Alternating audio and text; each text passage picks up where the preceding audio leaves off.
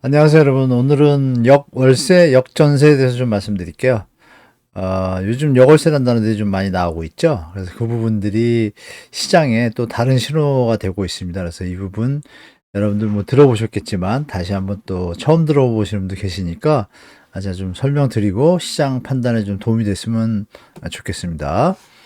자, 보시면 역전세란 여기 제가 한 가지 먼저 말씀드릴게 그 공저로 해서 그 책이 제가 내일인가 모레 나옵니다. 저도 이제 거기 참여했는데요.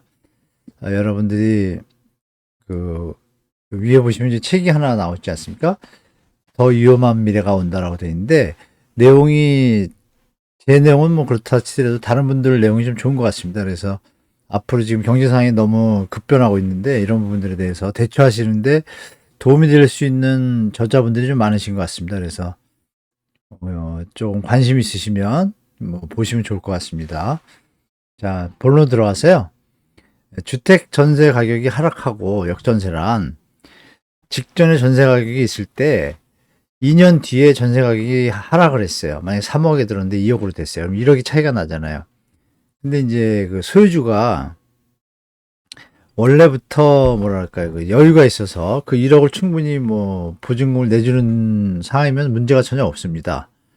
보시는 것처럼 자금 능력이 부족해서 보증금 환불이 안 될 때 이때 이제 문제가 생기죠. 그리고 또 대규모 입주 시에 보면은 전세난은 전셋집이 모자라서 벌어지는 걸 전세난이라고 하는데 역전세는 그 반대입니다. 집은 있는데 세입자가 없는 거예요. 전세 들어오실 분이 없는 거예요. 그러면 이게 이제 반대되는 시장 상황이 되는 거죠. 그런 개념을 이제 역전세라고 합니다. 자, 예를 들면은 여기 매매가가 2020년에 10월에 전세 계약을 했는데 매매가가 4억이에요. 전세가 3억 3천. 그러면 갭은 7천밖에 안 되잖아요. 7천만 원 차이니까 투자하시는 입장에서 갭 투자로 7천만 원 했을 때 이게 만약에 1억만 올라도 수익률이 뭐 한 140% 가까이 되죠. 엄청난 거지 않습니까? 1억이 올랐으니까 7천을 투자해가지고. 그러니까 이런 부분 때문에 이제 갭 투자가 성행하게 됐습니다. 근데 이게 이제 문제는 뭐냐면 2022년 10월, 뭐 다음 달에 만약에 만료예요. 만료인데 지금 아시는 바와 같이 금리가 오르면서 부담이 되니까 현재 전세 드신 분들이 자꾸 나가잖아요. 나가는 이유는 뭐냐면 기존에도 전세 대출을 시장 상황을 보면은 서울하고 수도권이 제가 아는 이제 대출 영업 본부장님들 통해 가지고 들은 데이터를 정리해 보면 이 70에서 한 80% 사이가 아파트 같은 경우 아파트만입니다. 80% 정도가 다 전세 대출을 받는 겁니다. 신규 계약들이. 그러니까 이분들이 2년 전에 했던 분들이 지금 힘든 거예요. 왜 힘드냐면 전세 대출을 받았는데 금리가 올라서 원래 생각한 이자 부담보다 두 배 가까이 되니까 부담이 되는 데다가 지금 또 물가가 많이 올랐잖아요. 그러니까 생활비가 또 더 들어가는 거예요. 그러니까 이런 부분이 겹치다 보니까 이중고를 겪게 되죠. 그러면 결국은 다운사이징을 하거나 아니면 똑같은 조건의 월세 비율이 전세대출 금리보다 저렴한 상황이 발생했었습니다. 올 봄, 여름에. 그러니까 월세로 넘어가시는 거예요. 그러한 현상이 벌어지면서 그러면 결국은 주인 입장에서는 이 3천만 원의 차익을 메꿔줘야 되지 않습니까? 그럼 아까 말씀드릴 때 제가 얼마 받았죠? 그렇죠? 7천만 원 대출 받았죠. 대출이 아니라 뭐 자기가 만약에 어떤 형태로 돈 7천만 원 특히 자산이 있어서 하시는 분들은 문제가 없는데 뭐 신용대출이나 뭐 마이너스 통장 끌어다가 이러고 갭투자 하시는 분들이 좀 계세요. 그런 분들이 이제 더 돈을 대출 받아야 되는데 그 돈이 이제 부족하면 어떻게 되겠어요? 문제가 생기죠. 임차 안에서 돈을 못 돌려주면. 뒤에 들어오는 사람이 있다 할 때도 3천만 원 모자라지 않습니까? 그 모자란 금액을 메꿔줘야 세입자가 나갈 텐데 못 나가는 상황이 벌어지면 그 다음 이어지는 상황은 여러분들은 뭐 아시겠지만 또 하나 사례를 또 말씀드릴게요. 다 비슷합니다. 2020년 9월에 매매 가격이 7억이에요. 7억인데 5억이 전세금이고 한 2억 정도. 이때는 이제 보통 보면 이런 분들이 좀 계셨어요. 자기가 1억짜리 원룸을 살고 있어요. 사는데 직장을 다녀. 서울에 와가지고. 그런데 서울에 집은 하나 좀 마련해야겠으니까.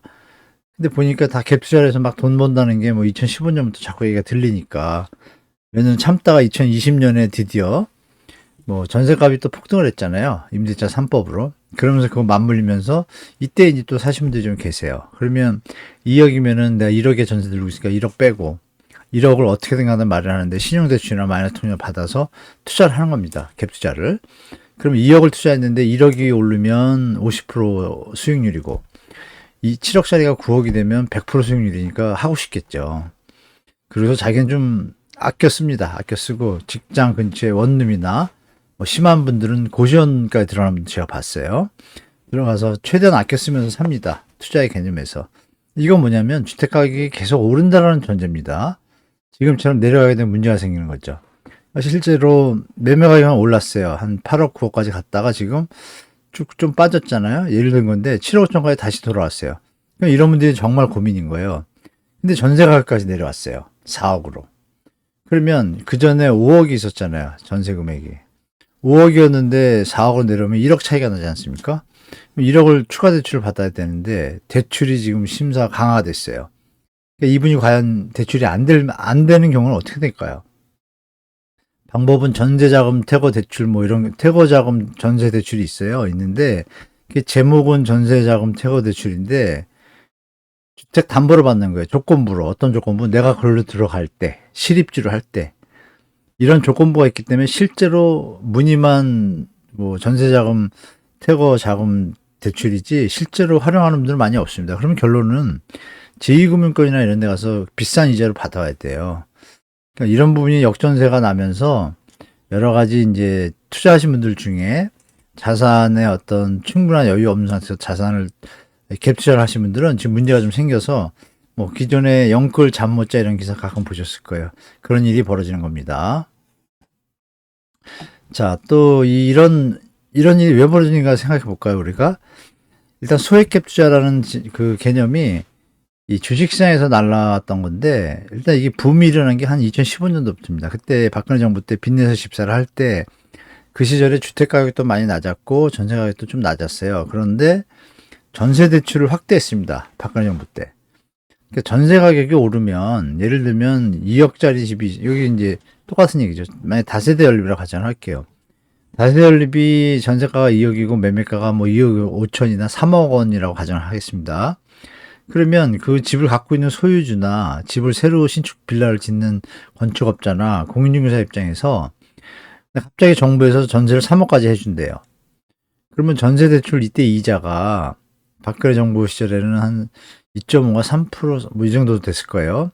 그래도 전세 가격이 낮았으니까 충분히 급여에서 원룸 사는 것보다 조금 오피스텔 월세 사는 것보다 조금 더 내면 조그만 아파트로 갈 수도 있었고, 또 4인 가구 이런 뭐 가족 있는 집들 입장에서도 조금만 아껴 쓰고 조금 부담을 가지면 아파트 가격이 좋게 이제 가격상이 자꾸 올라갑니다. 전세 대출이 되니까 전세 대출 가격만큼 집값은 올라가게 돼 있죠. 그만큼. 만약에 전세 대출 2억인 전세 시세가 3억인 집이었는데 전세 대출 3억까지 하면 소유주들하고 공인중개사하고 건축업자들이 다 대출이 되니까 3억까지 합니다. 왜? 부담 가능하다고 판단하니까 소비자들이. 3억까지 올리면 집값은 어떻게 돼요? 전세가 3억이니까 당연히 4억이 되겠죠. 근데 그 과도기에 순간적으로 갭이 작은 거죠. 3억이던 집이, 그러니까 갭 투자하는 분들이 어떤 형태를 취하냐면 3억인 집을 사요. 사가지고 그 동네를 싹쓸이 해가지고 다 같이 공인중개사에다 3억 5천에 올립니다. 그럼 전세 3억으로 다 올려버리면 3억짜리 물건만 있으니까 수요자 입장에서는 가보니까 갑자기 1억이 올랐지만 전세 대출이 이자를 저렴하게 주니까 부담이 크게 없었기 때문에 전세 대출을 받아서 갑니다. 가면 집값은 당연히 전세 가격이 3억이니까 3억 5천 4억으로 오르겠죠. 이게 이제 연쇄적으로 벌어져서 지금의 상황이 벌어진 건데요. 이 소액 갭 투자 이 붐이 2015년부터 벌어지기 시작했습니다. 했는데 그 당시에 제 기억에 그 변호사들이 일이 없는지 그 유튜브를 그때 하더라고. 그때부터 벌써 그 갭 투자 강의를요. 제가 그때 좀 놀랐습니다. 이게 변호사들이 뭐 변호는 안 하고 이런 걸 하나 그랬는데 그게 이제 완전히 작년 재작까지 그냥 폭발적으로 이제 일어났던 거죠.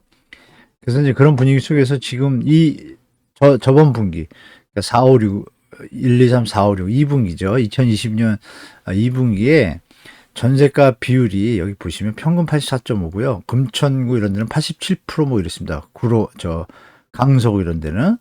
말이 87%지 그러면 13%만 있으면 집을 사둘 수 있잖아요. 21개구, 서울의 21개구가 80%입니다. 그러니까 이게 결론은 정상적인 주택가격 상승이 아니고 전세 대출이 받쳐준 갭 투자를 통해 가지고 이게 점점 버블이 생긴 거라고 저는 보고 있어요. 충북 경북은 전세가율이 110%인데가 많습니다. 이거 사고 많이 날 것 같아요. 제가 볼 때. 분명히 사고 날 겁니다. 제가 판단할 때. 그러면 이제 이런 현상들이 이제 이어져서 역전세가 이제 발생하고 있는 거죠. 지금은. 왜? 과도하게 올렸던 건데 금리도 오르고 물가도 올랐잖아요. 그러니까 기존에 계산할 때 그 전세 대출을 받아서 아파트나 빌라를 들어가신 분들이 생활이 가능한 선이었는데 지금은 금리가 오르니까 이자 부담이 늘어나고 물가 생활비가 더 늘어나니까 못 버틸 수도 있습니다. 그리고 또 월세가 더 저렴합니다. 금리가 너무 오르다 보니까. 그런 게 올 봄에서 여름까지 그런 시간이 있었어요. 월세가 더 싼 거예요. 이자 부담이. 그래도 월세는 더 오르지는 않잖아요. 2년 동안. 근데 미국이 금리를 올리니까 가만히 보니까 미국이 계속 금리를 올릴 것 같다고 판단하신 분들은 지금이라도 월세로 가야겠구나 하고 다 옮긴 겁니다. 그래서 지금 전세난이라는 건 없고 전세대란은 전혀 찾아볼 수가 없고 역전세가 이제 벌어진 거죠. 그렇게 보시면 되겠고요. 근데 이제 새로운 게 등장합니다. 역월세. 이건 뭘까요, 여러분? 제가 여기 써놨잖아요. 똑같아요. 기본 환경은 똑같습니다. 전세 가격이 하락하는 거예요. 하락하고 중요한 건 보증금은 모자른데 이거를 역전세 난 것을 그냥 문제화돼서 가느니 문제될 수 있는 가능성이 이거죠. 만약 역전세가 나면 여러분 보증금을 못 돌려주니까 이 전세입자가 만약에 보증금 6억인데 시세가 4억으로 내려왔어요. 그럼 2억이 차이가 생기잖아요. 그럼 그 2억을 갖다가 여유가 있는 자산가라는 문제가 없죠. 보태서 내보내면 되니까. 그리고 4억짜리 전세를 놓으면 되겠죠. 2억을 하여간 돌려줘야 돼요. 그만큼 투자하는 액수가 더 늘어나는 거죠. 자산이 있을 때는 괜찮습니다. 그런데 없으면 어떻게 됩니까? 못 메꿔주면 어떻게 돼요? 그 돈을. 여기 노란 데 써놓은 것처럼 임차인은 임차권 등기 제도가 있습니다. 주인이 전세보증금을 반환 못할 경우에 임차권 등기를 할 수가 있습니다. 해가지고 그 다음에 절차가 이겁니다. 집을 경매시킬 수가 있습니다. 왜? 보증금을 받아야 되니까. 주인이 능력이 없어서 못 주니까. 그러면 주택 가치가 어떻게 되겠어요? 정상 가격을 잘 못 받습니다. 경매시장에서는. 그러니까 주인 입장에서는 애달쳐. 잠 못 자게 되는 거고. 임차인이 나간다 그러면 안 나갔으면 좋겠는 거죠. 왜? 이분을 내보내고 새로운 분을 들여오면 나는 그 빈 금액만큼 채워넣어야 되는데 돈이 없어요. 난리가 나는 거죠. 그래서 이제 그나마 찾은 게 그거죠. 자기가 전세 퇴거 자금을 쓰려고 봤더니 내가 입주해야 해준대. 조건이 안 돼요. 그럼 받을 데가 어디 있어요? 제2금융권이에요. 제2금융권 가면 이자율이 몇 프로인지 아십니까? 요즘 10%입니다. 10%. 싼 데가 8%고. 그러니까 이게 어마어마한 부담이 되니까 그럼 현재 전세입자로 계신 분은 몇 프로예요? 이자율이. 금리가. 오른 게 한 4% 될 겁니다. 지금. 그러니까 반밖에 안 되는 거예요. 그러니까 이 소유주 입장에서 머리를 쓴 거죠. 내가 당신이 부담돼서 나가지 말고 살아주면 그 부담되는 금액 때문에 나간다 그랬는데 그걸 내가 내드리겠다. 그 이자에 대한 부담을 내가 지겠습니다. 그럼 돈을 줘야 될 거 아니에요. 누가 줘요? 주인이, 집주인이. 집주인이 주니까 역으로 돈을 주는 게 되니까 이걸 보고 이제 역월세라고 부른 겁니다. 그러면 이 얘기는 뭐예요? 갭 투자를 자기 자산을 능력이 안 되는데 주택가격이 계속 오를 것이고 수익률이 좋으니까 이런 장밋빛에 취한 일부 영끌 세대들과 함께 4050도 뭐 하신 분도 계시겠죠? 그러니까 미래에 대해서 현재 경제 상황이라든지 금리 상황이라든지 이런 건 전혀 공부 안 하고 그냥 남들 버니까 나도 벌겠지 하고 달라붙은 사람들이 꽤 있는 거예요. 제가 볼 때. 특히 2021년도에 아주 피크였던 것 같습니다. 2022년도 올해 봄까지도 그랬죠. 제가 작년부터 그렇게 경고를 했는데도 이 상황은 뭐 그전에 이제 이미 파악됐죠. 아까 말씀드린 대로 서울하고 수도권의 70에서 80% 사이가 다 전세대출 받아서 들어가신 분들이에요. 금리 오르면 직격탄이잖아요. 그리고 코로나가 끝나면 금리가 오를 건 당연한 것이고 재정확충 정책을 썼으니 당연히 긴축을 들어가야 되지 않습니까? 그럼 금리를 올리는 것밖에 없죠. 물가가 뛸 것은 생각 못했고, 물가가 이렇게 뛸 것은 러시아 우크라이나 사태가 좀 크긴 크지만, 여하튼 금리가 이렇게 제자를 찾아가면서 여러 가지 이제 버블을 과다하게 자산 가치가 상승한 것들은 조정을 겪을 수밖에 없습니다. 자, 이렇게 보시면 이제 기존 세입자 입장에서는 경매 과정이 좀 피곤합니다, 사실. 서류도 만들어야 되고, 등기로 하러 가야 되고, 경매를 갔을 때, 아까 말씀드린 서울 일부 지역들은 그 전세가율이 높잖아요. 막 90%인데도 있었습니다. 막 좋을 땐. 그러면 경매 붙였을 때 경매가 낙찰이 안 되면 그 다음에 20%, 수원 같은 데는 30% 하락한 값으로 다시 경매를 붙여요. 재경매. 그 경매 금액은 내 전세금을 100% 보존을 못 받잖아요. 이렇게. 그러니까 조금 마음이 안 좋아요. 안 좋은데 임대인도 마찬가지로 아까 말씀드린 것처럼 불편해요. 그러니까 이때 서로 아까 말씀드린 내가 그 부담하는 돈을 월세를 내줄게, 이자 부담을 했을 때 서로 타협을 볼 수가 있죠. 그래서 여월세가 지금 벌어지고 있습니다. 대구는 2018년에 꽤 있었습니다. 19년 초까지 막 입주 물량 나오고 대구 폭락할 때. 그러니까 이제 너무 급하게 오를 때 대구가 3년 전에 1등이었잖아요. 상승률. 지금 하락률 1등이었잖아요. 작년, 재작년에. 그런 현상들에 대해서 여러분들이 특히 2030 세대분들은 이게 잠시 있다 또 올리지 않을까? 이런 착각하시면 큰일 납니다, 여러분. 그 금리하고 환율 좀 공부하시고, 우리 저 시청자분들 중에 한 분이 그 금리나 환율에 대해서 좋은 책이 있냐고 여쭤보셨는데, 환율에 대해서는 특별히 좋은 책은 없고요. 금리는 조금 일반인이 보시기엔 조금 어렵긴 하지만, 그러니까 대충 나온 책들은 봐봤자 명확하게 도움이 안 되고요. 제가 봤을 때 금리의 역사라는 책이 있어요. 제목이 좀 두꺼운데 한 800페이지, 600페이지인데 다 보기에는 좀 버겁지만 그래도 전체 흐름을 제일 잘 정리한 책 같아요. 그걸 정확히 보셔야 정확하게 금리에 대해서 완벽하게, 이건 한 번만 배우면 죽을 때까지 활용하시는 거니까 그 책을 보시든지 아니면 제가 한번 금리에 대해서 최대한 쉽게 저도 나름대로 한 15년 동안 경제에 대해서 공부를 했기 때문에 어느 정도 논리는 여러분들한테 전달해 드릴 수 있습니다. 그래서 한번 동영상을 제가 최대한 쉽게 만들어 볼 텐데 그 사이에 그 금리의 역사라는 책 좀 추천해 드리고요. 전세 퇴거 자금 대출이 이렇게 조건이 까다롭습니다. 여기 보시면 네 번째 보시면 전세 퇴거 자금을 받은 뒤, 그럼 전세입자를 내보냈잖아요. 3개월 이내 실거주를 해야 돼요. 조건이 까다롭지 않습니까? 그러니까 이런 여러 가지 조건들을 못 맞추다 보니까 제2금융권으로 가게 되는 거고, 제2금융권 이자율이 너무 비싸니까 부담되니까 세입자랑 타결을 보는 게 더, 왜? 전세입자가 내는 이자율이 저렴하거든요, 금리가. 당연히 머리 쓰는 거죠. 소유주 입장에서. 최소의 피해를 입기 위해서. 그래야 또 나중에 버티고 가야, 집값이 나중에 몇 년 뒤에 좀 회복할지 모르지만 그걸 바라보고 가는 거죠. 그래서 제가 볼 때 무리하게 갭투하신 분들은 지금 손해 안 났으면 어떻게든 금매든 뭐든 정리하시는 게 좀 정신 건강에 좀 도움이 될 것 같습니다. 제 생각에. 이렇게 보시고, 이제 사례를 보는데, 이제 여월세 이제 사례인데요. 보시면. 전세 계약이 2020년에 만약에 4억이에요. 시세는 한 5억 정도. 그러면 전세가율이 80%잖아요. 그러니까 이때 1억만 있어도 투자가 되니까, 말씀드린 대로 신용대출 받고 이러면서 투자하시는 분들이 꽤 있어요. 특히 수도권도 많고 꽤 있습니다. 근데 이제 지금 다음 달이라 가정할게요. 전세 가격 3억 다 많이 내려왔잖아요. 3억짜리가 많습니다. 그러면 1억이 비잖아요. 근데 이 세입자가 나가겠다는 거예요. 왜? 금리도 인상되고 이자도 부담되고 물가도 오르고 그러니까 나가야겠다. 내가 다운사이징 아껴 써야겠다고 나가겠다고 통보합니다. 그러면 1억을 채워서 줘야 되는데 이 전세 물건에 대해서 보러 오는 사람도 별로 없어요. 요즘은 3억인데도. 그게 이제 이 주인 입장에서는 난리가 난 거죠. 그러면 1억을 내가 어디서 구해야 되는데, 아까 말씀드린 것처럼 자산이 많은 상태인 분들은 메꾸면 되니까 문제가 없지만 투자액이 더 늘어난 거죠. 근데 없는 분들, 여기까지 1억만 갖고 하신 분들이 이제 문제가 터진 겁니다. 지금 현재. 그래서 이렇게 갭 투자한 경우, 특히 신용대출을 껴가지고 좀 무리하게 하시는 분들은 추가 자산이 없어요. 더 대출 받기도 힘들어. 이런 분들이 조건이 안 되니까 결국은 보증금 차익에 대해서 세입자가 임차인이 부담하는 그 이자 부담액을 내가 대신 내겠다. 근데 그 돈을 줘야 되잖아요.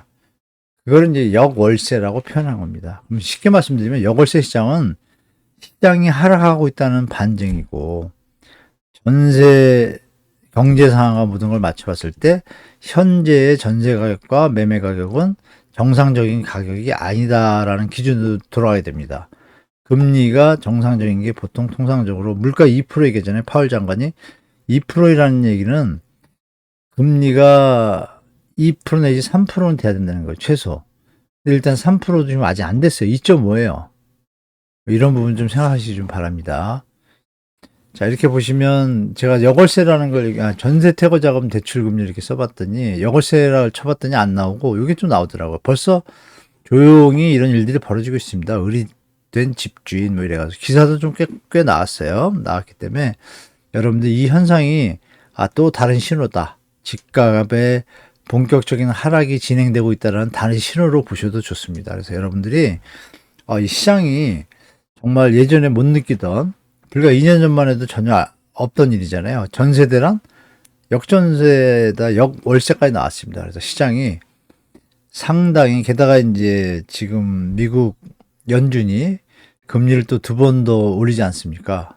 그러니까 이런 부분이 우리한테 부담이 많이 됩니다. 그래서 여러분들이 종합적으로 지금 여러 가지 문제들이 겹치고 있으니까 시장 너무 장밋빛을 가지고 앞으로 보면 큰일 납니다. 제가 볼 때. 당분간 2, 3년은 정말 보수적으로 시장에 대처하셔야 되고, 자산관리 부담되신 분들은 괜히 2, 3년 버틸 그거 계산하셔야 됩니다. 금리가 몇 프로까지 오를 때 시나리오를 두고서. 안 그러시면 정말 힘든 일이 다가올 수 있으니까, 제 주위에 IMF 때 집 20개 하고 있다가 파산한 분들 많습니다. 그 얘기까지만 드리고, 다음에 제가 저번에 한번 예고 드렸는데, IMF 시절하고 글로벌 그런 걸 통해 가지고 집이 몇십 개 있다가 파산한 분들이 제가 아는 분들이 꽤 있어요. 꽤 있기 때문에 그 일이 왜 벌어지는가는 뭐 간단합니다. 전세 레버리지를 활용해서 무리하게 캡처를 했는데 전세 가격이 빠지면 그 돈을 메꿔야 되는데 못 메꾸면 파산인 겁니다. 집이 특히 여러 개 있으면 더 심각합니다. 자, 그런 일들 여러분들 미리 시장 보시고, 뭐니 뭐니도 이렇게 어려울 때는 건강을 잘 챙기셔야 됩니다. 건강하셔야 또 이 위기가 지나고 나면 다시 또 경제나 여러 가지 상황들이 안정적일 때 다시 한번 재기할 수 있으니까, 어떤 입장에 있으시든, 무주택자시든 다주택자시든 1주택자시든 갭 투자자 상관없이 건강은 일단 챙기십시오. 돈은 있는데 건강하지 않으면 돈 쓰지도 못합니다, 여러분. 제가 얘기 좀 부탁드리고, 하여간 가족 다 챙기시고, 본인의 몸, 본인이 살아있으면, 생명의 지장이 없으면 항상 어려움이 있어도 극복하고 희망을 찾을 수 있으니까요. 뭐 희망찬 내일을 생각하시면서 또 오늘도 행복한 하루 되시길 바라겠습니다. 자, 오늘 동영상 여기까지고요. 다음 동영상으로 또 찾아뵙겠습니다. 감사합니다.